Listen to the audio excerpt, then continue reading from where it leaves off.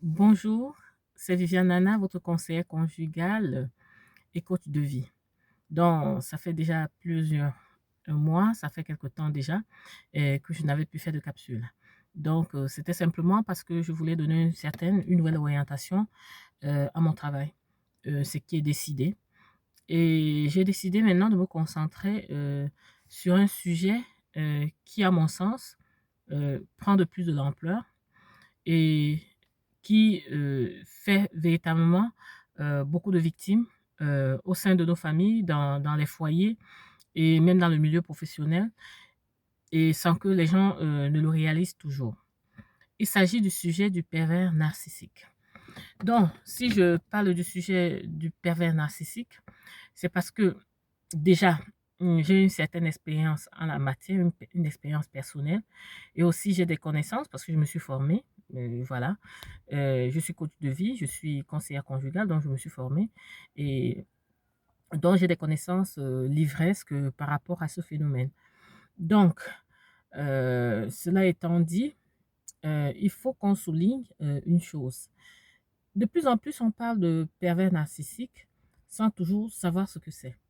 Donc, c'est devenu comme un terme à la mode, pervers narcissique par-ci, pervers narcissique par-là.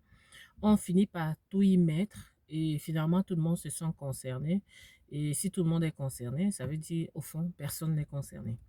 Mais il faut véritablement faire attention et prendre ce sujet très au sérieux parce que de plus en plus, comme je le disais tantôt, il y a des victimes, de plus en plus, il y a des pervers et des perverses narcissiques.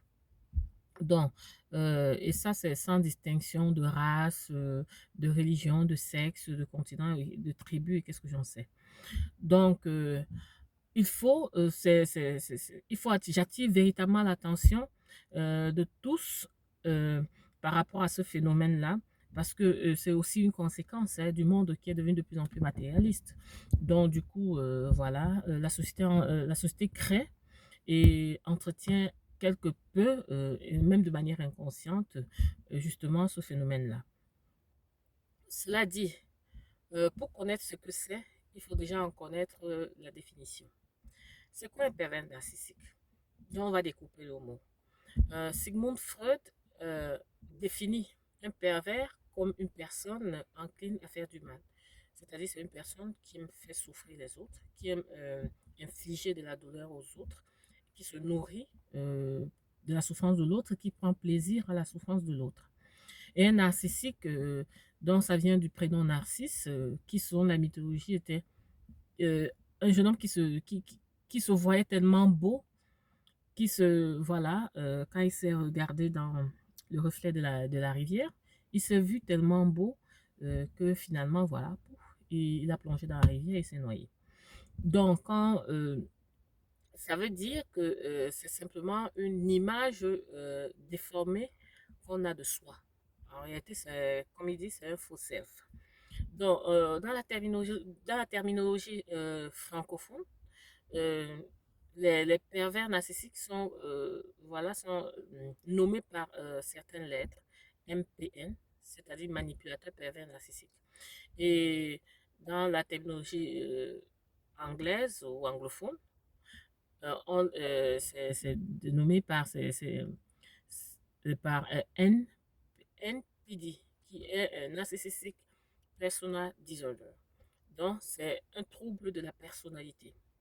C'est un trouble de la personnalité qui est une pathologie invisible.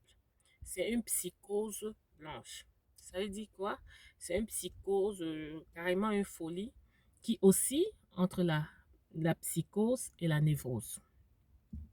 Donc, c'est un trouble, c'est une dysfonction, c'est un trouble euh, au niveau au niveau de la maturité. Donc, les pervers narcissiques sont des personnes qui ont une immaturité émotionnelle caractérisée grave. Donc, ce sont des personnes qui ont une sorte de folie en elles et qui, parce qu'elles ne peuvent pas l'assumer, parce qu'elles ne peuvent pas la vivre, parce qu'elles ne peuvent pas la porter, finissent par la transférer sur l'autre, leur victime. J'ai dit que c'était un sujet suffisamment grave parce que les gens parlent de pervers narcissique sans savoir exactement ce que c'est. Un pervers narcissique, comme on l'a dit, c'est un manipulateur. Donc, c'est quelqu'un qui évolue masqué. Dans la société, il y a un masque qui présente. C'est le masque du gentil, du généreux, du calme, du doux, du conciliateur, du bon père, du bon époux, du bon frère, du bon leader. Bon, bref, il se montre toujours sous un jour très avenant. Et là, on les trouve dans toutes les classes sociales. Donc, ce sont des personnes qui, à l'extérieur, présentent très bien. On leur donnerait le bon Dieu sans confession. Mais seulement qui, dans le cadre intime, se transforment complètement et deviennent des bourreaux. Donc, on dirait c'est Mr. Hyde et Dr. Jekyll, quoi. Donc, ce que les gens ne savent pas, et c'est pour ça que je dis il faut faire très attention. Parce que le pervers, vivre avec un pervers narcissique, c'est tellement difficile parce que ce n'est pas une relation ce n'est pas une relation saine, c'est une relation hautement toxique. C'est, et les gens à l'extérieur ne perçoivent pas toujours la détresse, la souffrance dans laquelle la victime du pervers narcissique se trouve. Les gens ne perçoivent pas toujours cette souffrance-là. Donc, à l'extérieur, on voit la personne qui est bien et tout, et la victime à l'intérieur vit plutôt autre chose. Donc, les gens à l'extérieur sont manipulés, tout comme l'a été la victime au départ. Parce qu'au début de la relation, la victime a été manipulée. On lui a présenté justement ce beau jour, et le pervers s'est présenté justement sur son beau jour et tout. Et c'est ça qui a séduit la victime. Donc, et comme il cache parfaitement son jeu qu'il a eu à peaufiner tout au long des années, donc il tient véritablement son rôle et voilà, tout se passe bien. La victime ne peut même pas soupçonner avec qui elle est en réalité. Donc, c'est un phénomène qu'il faut prendre très au sérieux parce que c'est quelque chose qui se joue dans le cercle de l'intimité essentiellement. Le pervers narcissique n'est pas pervers avec tout le monde. Surtout les cover narcissistes. Ils ne sont pas pervers avec tout le monde. Ils sont pervers essentiellement avec leurs victimes dont ils se nourrissent. Dont ils se nourrissent parce que c'est leurs victimes qui leur apportent l'approvisionnement narcissique dont ils ont besoin pour vivre. C'est ça qu'il faut comprendre. Donc, les gens, quand la victime, déjà, la victime elle-même ne comprend pas ce qui lui arrive. Moi-même, quand je me suis retrouvée dans cette situation, je ne comprenais pas ce qui m'arrivait, je ne comprenais pas ce que je vivais. Ce que je savais, c'est simplement qu'il y avait quelque chose qui n'était pas normal. La relation n'était pas normale. C'était pas une relation classique. Voilà. Mais j'observais des choses, je notais des choses, mais je n'avais pas à mettre un nom scientifique sur ce qui se passait, sur ce que je subissais, sur ce que je vivais. Et c'est le cas pour la plupart des victimes qui ne comprennent même pas ce qui leur arrive. Elles n'arrivent même pas à réaliser ce qui leur arrive. Et quand elles vont donc se plaindre, ou bien quand elles vont en parler à l'extérieur, dans l'entourage, parce que les gens de l'entourage voient plutôt une autre image de ce que le pervers narcissique représente, eh bien, on n'écoute pas la victime.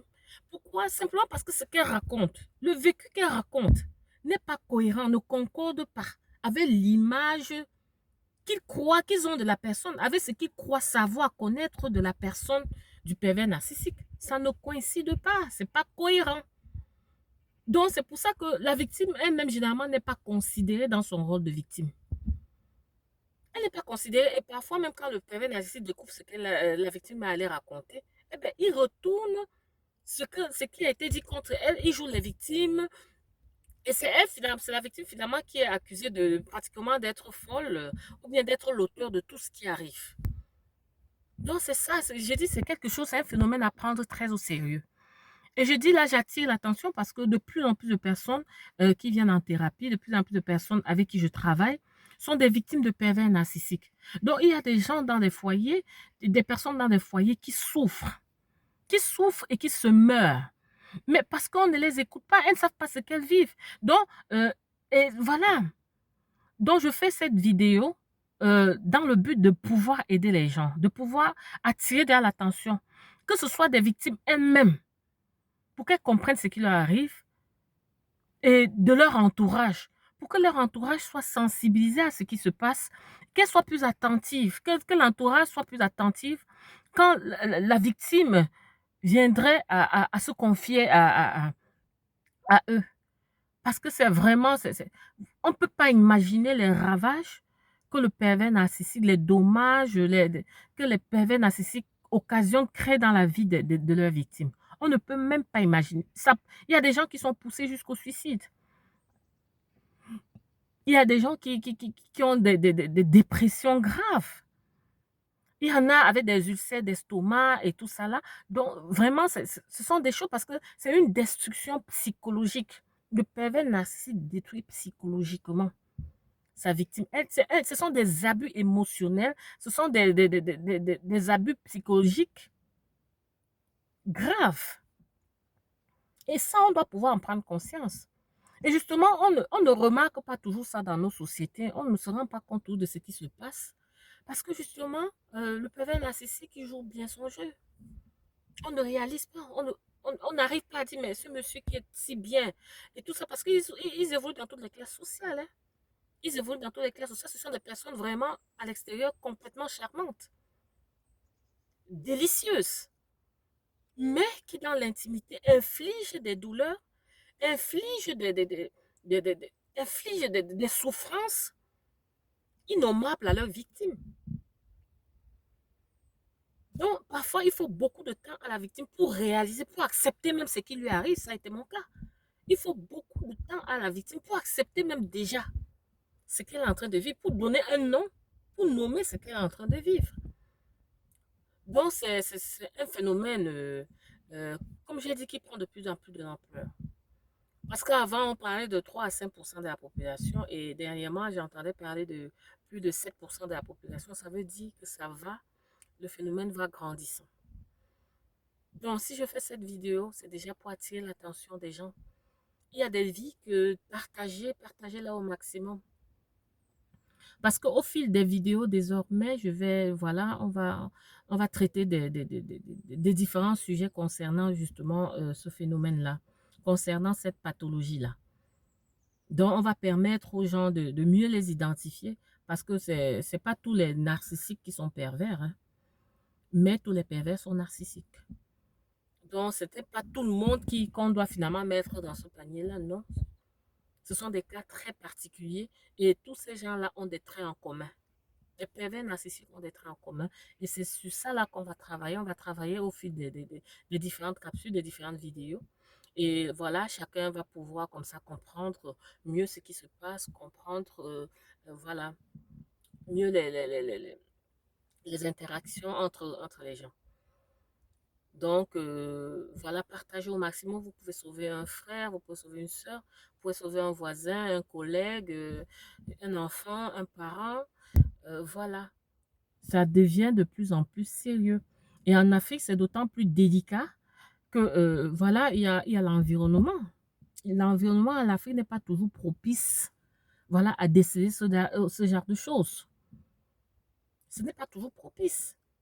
Et même quand bien même souvent on décèle, eh bien, on n'apporte pas toujours l'aide dont la victime a besoin pour la sauver. Donc, au fil des vidéos, on va travailler pour pouvoir déjà identifier ces personnes, ces pervers narcissiques. Je vais donner des éléments pour pouvoir les identifier, comment les gérer, comment s'en défaire, comment s'en sortir, mais surtout comment se reconstruire.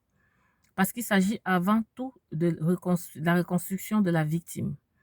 Parce que pour le pervers narcissique, généralement, il n'y a pas grand-chose à faire. Ce sont des personnes qui, généralement, si ce n'est la grâce de Dieu, ne changent pas.